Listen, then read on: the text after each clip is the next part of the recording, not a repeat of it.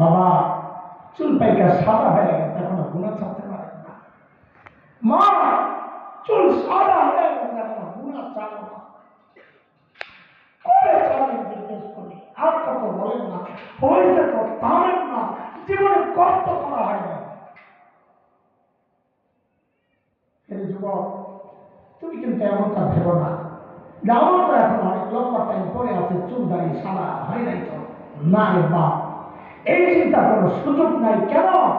ঘটনা উল্টো ঘটতে পারে। কেন? কত বাবাকে দেখেছি সন্তানের লাশ খাদি নিয়ে প্রস্তাব দেয়। কে জানে এই মজলিসেও এমন কেউ থাকতে পারে, আমি সহ।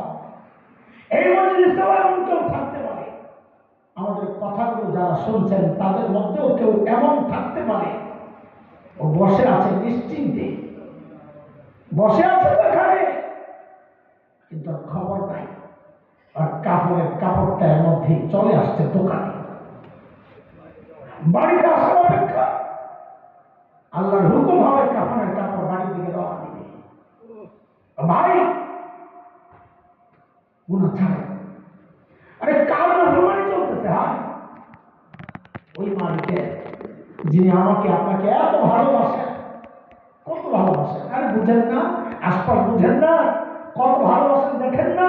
আর আমি আপনি যখন দরজা জানলা বন্ধ করে ভেতরে গুনাহ করি, ভেতরে গুনাহ চলছে, ওই গুনাহ অবস্থাতেও আমার মালিক দরজার নিচে দিয়ে বাতাস আর অক্সিজেন পাঠাইয়া দিচ্ছেন। কেন?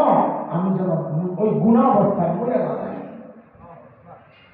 আর আমি বারবার ওই মালিকের নাফরমানি চালাই। আল্লাহ রাস্তে গুনাহ ছাড়ো তো ইনশাআল্লাহ, বলেন ইনশাআল্লাহ। হ্যাঁ ইনশাআল্লাহ ছাড়ো তো ইনশাআল্লাহ। আরে গুনাহওয়ালা চোখ নিয়ে আল্লাহর সামনে দাঁড়াবেন কি? এই গুনাহওয়ালা কান নিয়ে দাঁড়াবেন, দাঁড়াবো কেন? মাফ করবেন, দাঁড়াবো কেন? এই গুনাহওয়ালা হাত পা নিয়ে দাঁড়াবো কেন? যখন আমার চোখ, আমার কান, আমার হাত পা, এমনকি আমার চামড়া শুদ্ধ আমার মালিকের কাছে আমার বিরুদ্ধে সাক্ষী দিবে। আল্লাহ সব জানে। এই জন্য আজকের প্রতিজ্ঞা, গুনাহ করবো না ইনশাআল্লাহ, এবং অতীতে যা করছি এগুলাকেও রাখবো না ইনশাআল্লাহ। দেখেন, গুনাহ করাটা অনেক কঠিন, কিন্তু গুনাহ মোছানো তো সহজ কাজ নয় দুনিয়ার কিছু। এটা একটা আজীব বিষয়। কেন জানে এটা মোছাটা এত সহজ কেন জানে? কারণ আল্লাহ নিজের একটা নাম রেখেছেন গফফার। কি নাম? একটু ডাকবেন না আল্লাহ কি গফফার হবে? গফফার, গফফার চিনেন না আপনারা? না চিনলে ভেতরে ঢুকবে না জিনিস। গফফার চিনেন? গফফার চিনেন? বলেন চিনেন তো বলেন আল্লাহু আকবার বলেন। আর বলেন আল্লাহু আকবার, আল্লাহু আকবার।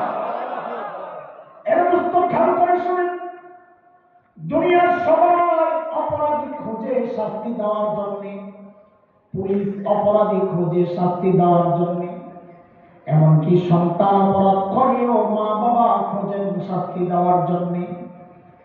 আর গফফার ওই মালিকের নাম যিনি অপরাধীরে খুঁজেন মাফ করার জন্য।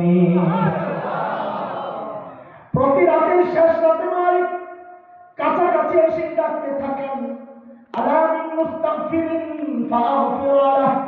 এই পাপী বান্দা, কে কোথায় আছো? আসো না, আসো না, আমার কাছে আসো, আসো মাফ চাও, আমি তোমারে মাফ করে দিব।